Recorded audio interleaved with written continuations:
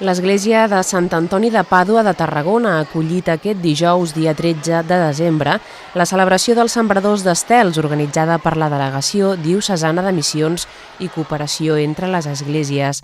Els Sembradors d'Estels és una iniciativa que compta amb més de 30 anys d'arrelament a l'arxidiòcesi, moment en què els infants feliciten el Nadal en nom dels missioners. També és el punt de partida de la Jornada d'Infància Missionera, que tindrà lloc el diumenge dia 27 de gener de 2019.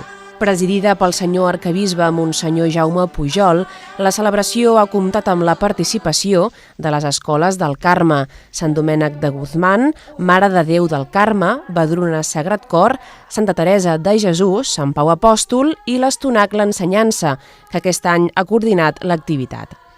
Els infants també han participat activament en l'activitat, llegint l'Evangeli del naixement de Jesús a diferents veus, escenificant el conte Alícia busca Déu i presentant una ofrena que responia a la pregunta «Com puc acollir jo a Jesús?».